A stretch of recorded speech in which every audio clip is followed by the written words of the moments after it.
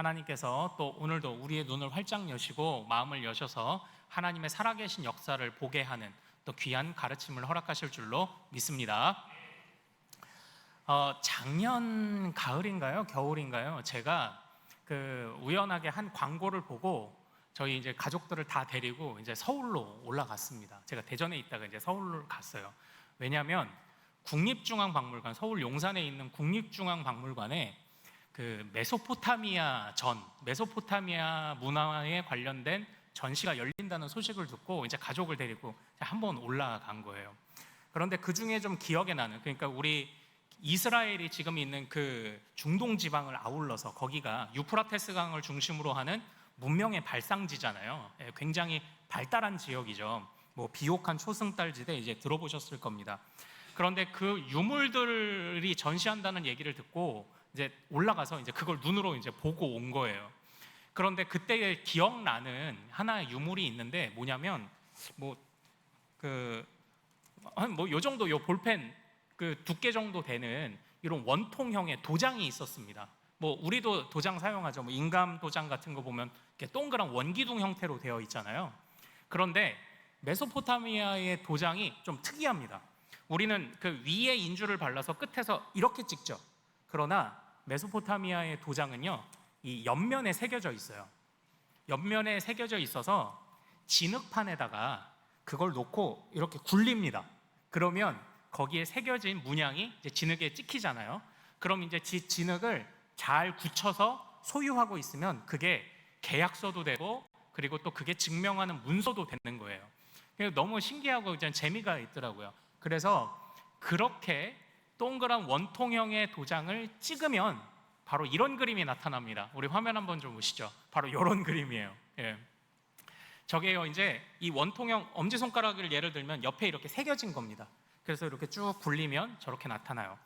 이 그림, 일단 그림 내용은 잠시 이후에 설명하겠지만 그림 아래에 있는 글씨를 한번 보십시오. 아시리안 실린더라고 되어 있죠. 실린더가 이게 원통형의 기둥을 의미합니다. 근데 아시리안 뭘까요? 아수르의 그 원통형 유물이다, 이제 이런 뜻입니다. 아수르라는 나라가 어떤 나라입니까?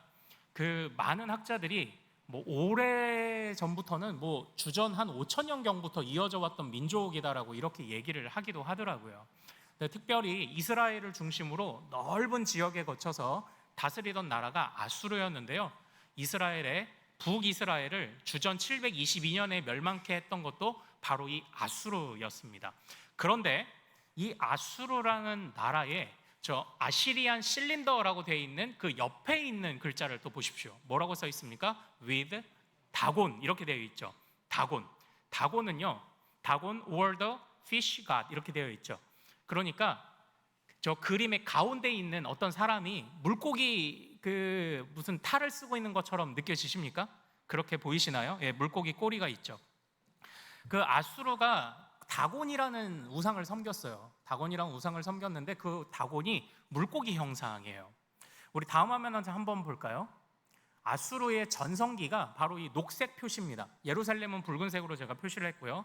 대충 어느 지역인지 아시겠죠? 저렇게 광범위한 지역을 아수르가 다스리다 보니까 특별히 지중해라는 이 바다를 끼고 있지 않습니까? 그래서 그런지 물고기 형상을 한 그런 신이 있었던 거예요. 다곤신입니다. 그래서 이 다곤신은요, 굉장히 광범위한 지역에서 아우르며 숭배되던 바로 그런 신이었습니다. 자, 그런데요, 우리가 이 다곤신이라는 이름을 성경 안에 어디서 먼저 들었습니까? 다음 화면 한번 좀 볼까요? 자, 바로 여기입니다.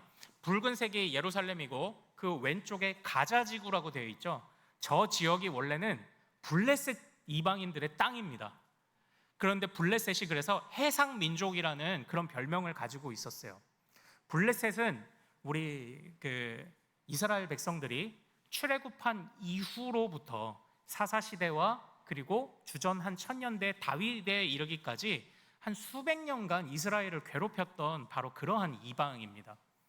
그때에 바로 이 블레셋도 저 다곤신을 이제 숭배하고 있었던 거예요.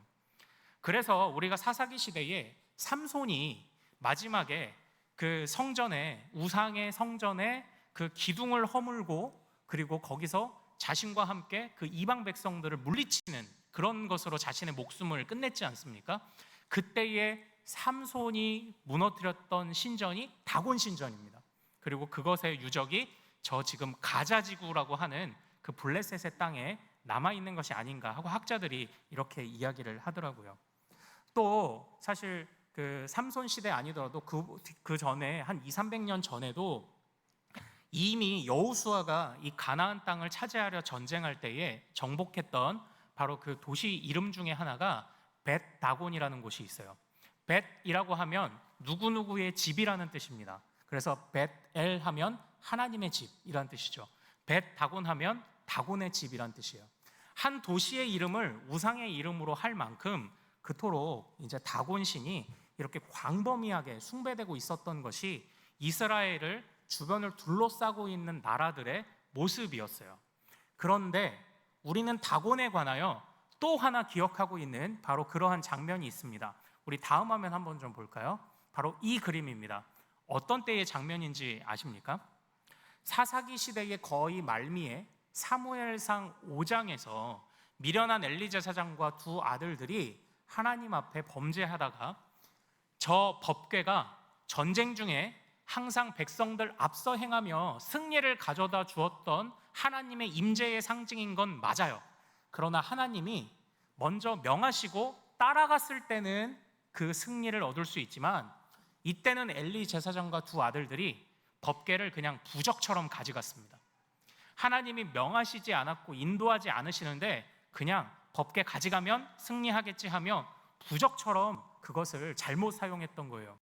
그래서 하나님이 저 귀한 법궤를 삐뚤어지게 사용하는 백성들에게 어떻게 하셨을까요? 잘못 사용하는 자한테는 빨리 뺏어야죠. 그래서 저 법궤가 바로 블레셋의 다곤 신전에 빼앗기게 만드는 바로 그런 일을 하나님이 스스로 그런 일들을 만들어 버리신 거예요. 그런데 그 당시의 문화는요, 신들과 신들의 전쟁이라고 인식을 하고 있었습니다. 그래서 법궤를 빼앗아 왔던 이유는 다곤 신이 더 위대하니까 다곤 신의 발밑에 적들이 믿는, 상대편이 믿는, 패배한 자들이 믿는 신전의 물건들을 가져와서 자신들이 믿는 신의 발 아래 두는 것이 그 당시의 문화였던 거예요. 그래서 블레셋이 저 법궤를 가져갔습니다. 이때에 사람들은 마음속에 떠오르는 의문이 있었죠. 우리 하나님이 패배하신 것인가? 바로 이러한 생각이 있었던 겁니다. 그러나 그에 대한 하나님의 답을 우리는 잘 알고 있지 않습니까? 법궤가 다곤 신전에 보관된 그 다음 날 아침 다곤 신상이 엎어져서 목이 부러져 있는 모습을 발견했습니다. 그런데 그 다음 날 다곤 신상이 또 엎어져서 이제는 손이 잘려버린 바로 그런 다곤 신상의 모습을 볼 수가 있었습니다. 그리고 이후에 블레셋 땅에 독종이 퍼지고 그들은 드디어 알아채게 되었죠. 우리가 여호와의 법궤를 함부로 여겼구나. 그걸 블레셋도 깨닫게 되었던 거예요. 그래서 그때 이후에 이제 그 법궤가 다시 이스라엘 백성들을 향하여 소가 이끄는 수레에 실려 다시 돌아오게 되죠. 바로 그 기록을 여러분들 잘 알고 계실 것입니다. 이와 관련한 바로 이러한 배경하에서 이해되어야 하는 본문이 오늘 우리 에스라 1장 7절의 본문이에요. 우리 에스라 1장 7절 말씀 다시 한번 같이 읽어볼까요? 자, 시작. 고레스 왕이 또 여호와의 성전 그릇을 꺼내니 옛적에 느부갓네살이 예루살렘에서 옮겨다가 자기 신들의 신당에 두었던 것이라. 아멘. 이렇게 돼 있죠. 지금 이스라엘 백성들은요 페르시아에 거주하고 있습니다. 페르시아의 직전에는 바벨론의 땅이었죠. 그런데 지금 그 바벨론이 처음에 느부갓네살이라는 왕이 남쪽 유다를 무너뜨릴 때에 훔쳐왔던 성전 그릇이 그 뒤로부터 지금 거의 70년이 지난 뒤의 상황에 페르시아의 소나기에 들어가서 그대로 남아 있었던 거예요.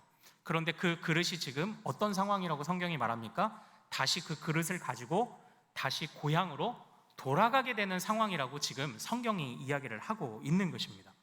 자, 여기서 제가 그럼 질문을 드려볼게요. 먼저 제가 말씀드렸던 앞에 있는 배경을 생각하고 말씀해 보십시오.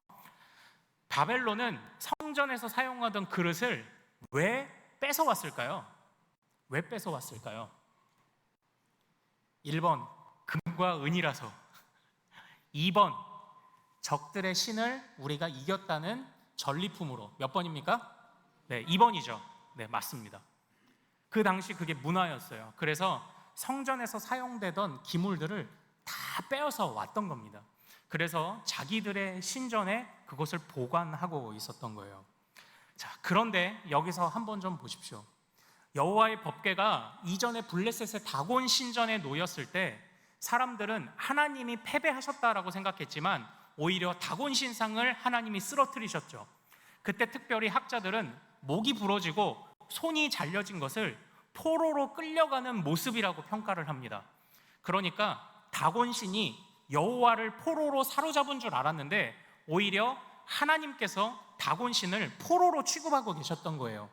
그러니까 하나님이 지금 자신이 그 상황 속에 절대 패배하지 않으셨다는 걸 지금 상징하고 있는 겁니다. 이 말씀을 통해서 우리가 볼 수 있는 참 하나님의 은혜가 무엇입니까? 하나님은 하나님의 것을 지켜내신다입니다.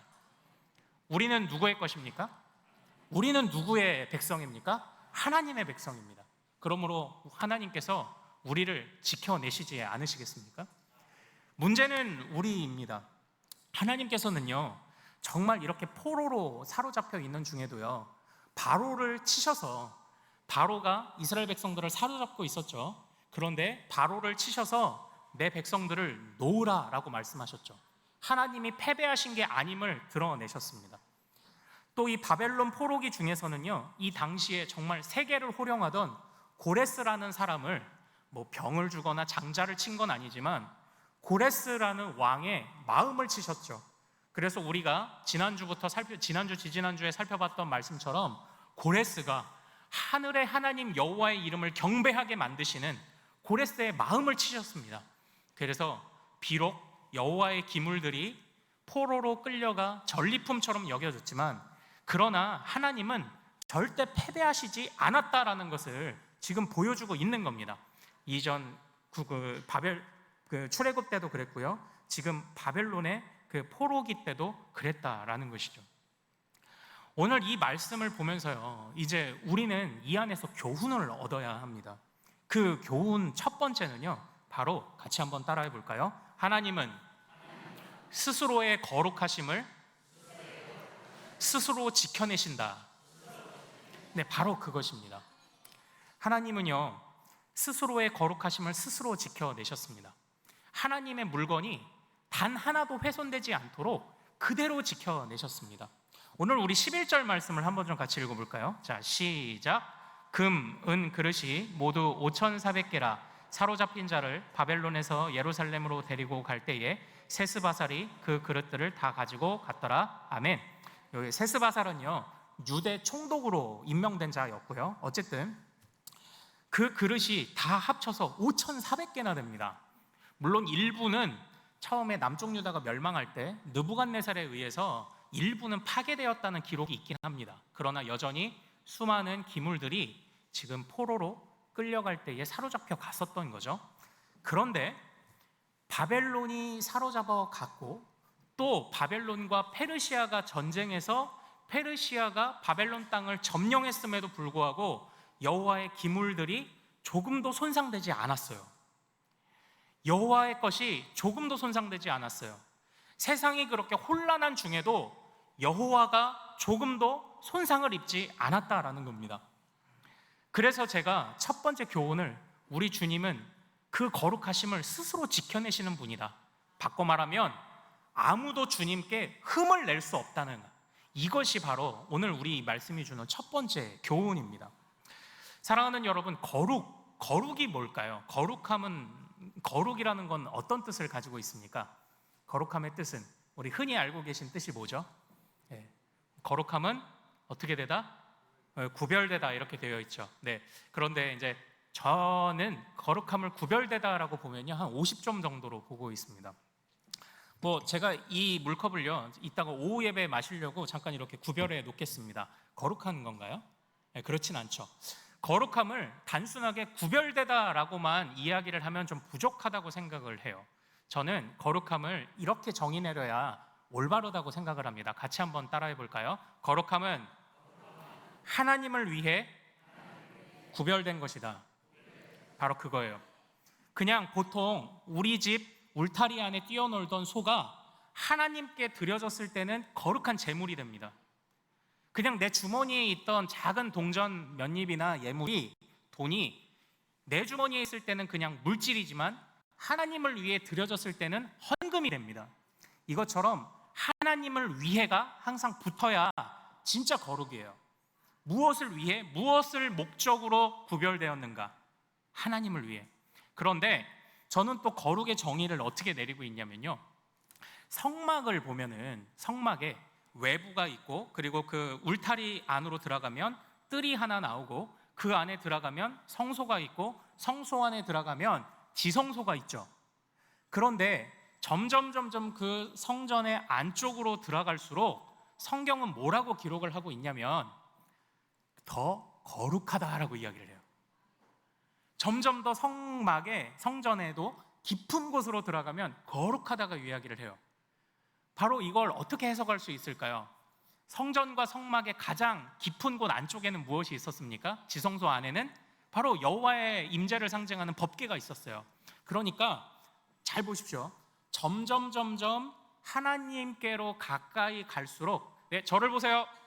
하나님께로 가까이 갈수록 더 거룩하다고 말하는 거예요. 하나님께 가까이 갈수록 하나님의 향내가 더 짙게 나는 겁니다. 오늘 하나님은요, 거룩 그 자신이시기 때문에 아무런 손상도 입지 않으셨습니다.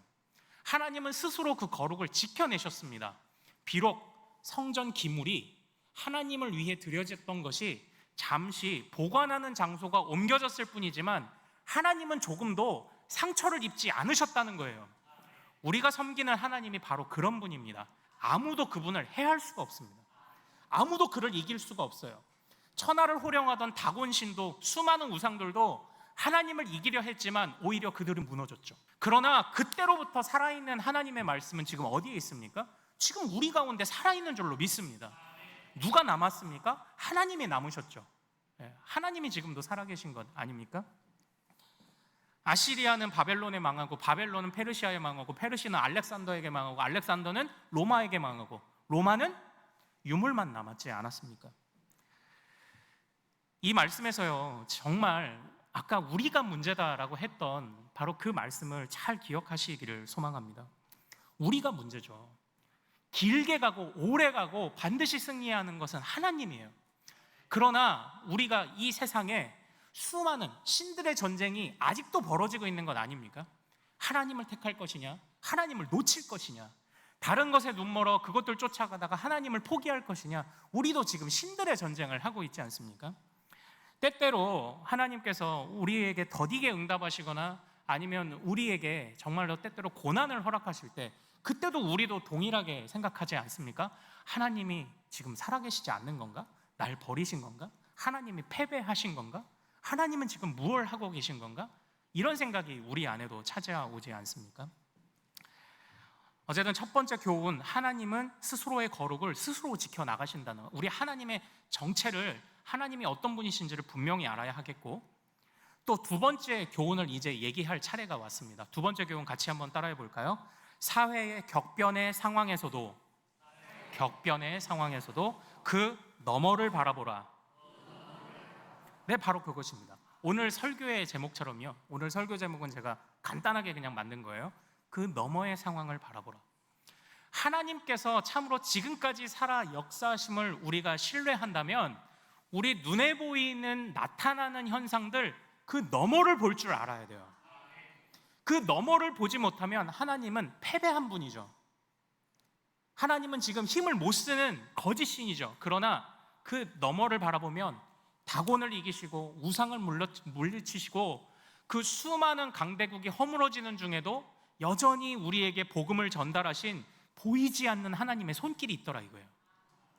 우리를 이끄시는 보이지 않는 하나님의 손길, 바로 그 하나님의 손길을 의지하는 우리 큰숲의 모든 가족들 되시기를 소망합니다. 예전에요, 정말로 제가 아는 한 권사님이 계셨어요. 이분은 장애를 가지고 계신 분이셨습니다. 그런데 게다가 남편이 일평생 누워서 대소변을 받아내야 되는, 병수발을 들어야 하는 그런 분이셨습니다.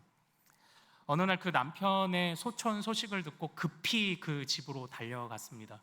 그리고 정말 너무나도 그 상황 속에서 제가 뭐라고 말을 할 수 없는, 얼마나 이 권사님이 정말로 불편한 몸으로 고생을 하셨는지를 알기 때문에 뭐라 위로의 말을 건넬지 모르는 상황이 있었습니다. 그런데 그때 또 연락을 받고 막 달려들어오신 또 다른 한 권사님이 우리 그 몸이 불편하신 그 권사님을 끌어안고 이렇게 얘기하시는 거예요. 아이고 하나님 감사합니다. 지금 이 집에는 초상이 났어요. 이 집에서는 남편이 죽었습니다. 그런데 그 권사님이 쫓아 들어와서 그 권사님을 끌어안고 제일 먼저 했던 말이 아이고 하나님 감사합니다 였어요. 어떻게 그런 고백을 할 수 있을까요? 알고 봤더니요, 정말 기도하는 분들은 달라요. 이 두 분이 기도 짝꿍으로서 정말 하나님 앞에 계속 기도했던 겁니다. 하나님 앞에 남편이 일어나게 해주세요라는 기도 안 했을까요? 했습니다. 그 기도도 했어요. 그러나 하나님 앞에서 우리 남편 고통 없이 주님 불러가 주옵소서, 이 기도를 하신 거예요. 그러니까 제가 그때 어떤 마음을 받았냐면요, 그 남편은 일어나지 않았습니다. 그러나 그 남편의 마지막 순간에 주님이 그 남편을 평안하게 안으신 것을 보고, 아니 이 두 권사님이 감사하다고 말을 하고 있더라니까요. 그걸 보면서 제가 느낀 게 이거예요. 거절당해도 감사할 수 있구나. 제가 그걸 느꼈어요. 하나님이 때로 우리로 하여금 거절하실 때도 있죠. 하나님이 우리를 하여금 기다리라 하실 때도 있죠. 그러나 마지막 때에 하나님이 그 영혼을 신실하게, 하나님이 그 영혼을 고통 없이 받아가시는 모습을 보면서 정말 기도 응답을 받았다고 기뻐하던 이 두 권사님의 모습을 보면서, 야, 내가 지금 거절당하는 게, 이게 내가 정말 마음에 상처를 입었거나 내 믿음 떨어뜨릴 이유가 안 되겠다. 정말 그러한 속에도 하나님이 끝까지 영혼을 붙잡으셨음을 이 두 권사님은 보고 있었구나. 제가 그걸 느꼈던 순간이 있었어요. 거절당해도 감사할 수 있구나. 하나님이 끝까지 붙잡으셨다는 증거를 마지막에 보여주고 가셨구나. 제가 그걸 느꼈어요. 우리가 홀로 있는 것처럼 느낄 때에도, 때로 하나님이 정말 우리를 향해 침묵하고 계시는 것 같을 때에도 오늘 말씀을 통해 배우십시오. 하나님은 절대 패배하거나 그의 백성을 포기하시는 분이 아니라는 사실을 오늘 말씀을 통해 배우시길 소망합니다. 고스란히 그 성전의 기물들을 고향으로 돌아가게 하신 것처럼 하나님께서는 우리를 향하여 품으신 하나님의 뜻을 궁극적으로 이루어 내실 것입니다. 우리를 견고한 두 믿음의 다리로 설 수 있도록 우리를 세워주실 줄로 믿습니다.